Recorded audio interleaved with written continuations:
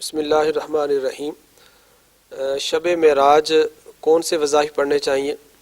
تو اس رات میں درود پاک کی کثرت کی جائے۔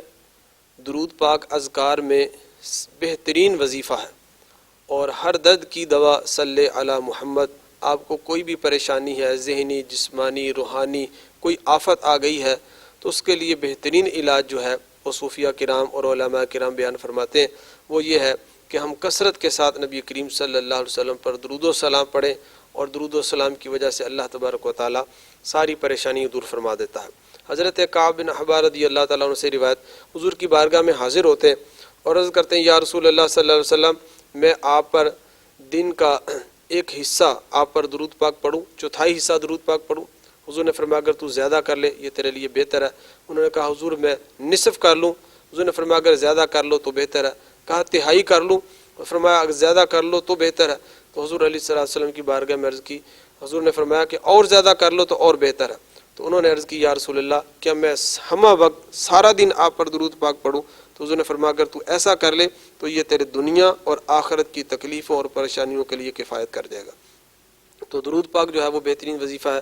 اس کے علاوہ آپ کسی وجہ سے پریشان ہیں تو بسم اللہ الرحمن الرحیم لا حول ولا قوۃ الا باللہ العلی العظیم، یہ بہترین وظیفہ ہے۔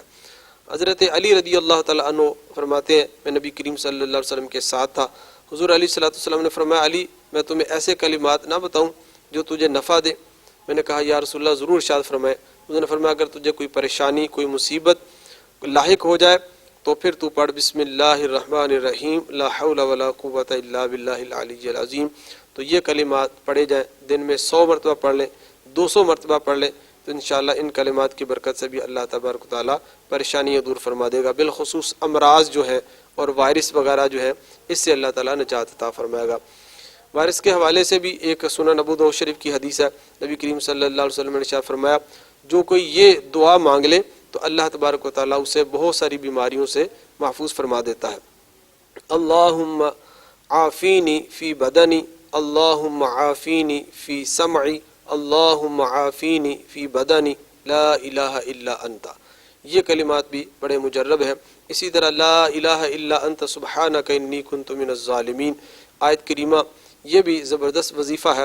نبی کریم صلی اللہ علیہ وسلم نے ارشاد فرمایا، اگر کوئی آدمی مریض ہو، بیماری کے عالم میں ہو، اور وہ 40 مرتبہ یہ کلمات پڑھ لے تو اگر وہ بچ جائے تو اللہ اس کے گناہ معاف کر دیتا ہے، اگر اسی بیماری میں وہ فوت ہو جائے تو اللہ اس کے لیے درجہ شہادت لکھ دیتا ہے۔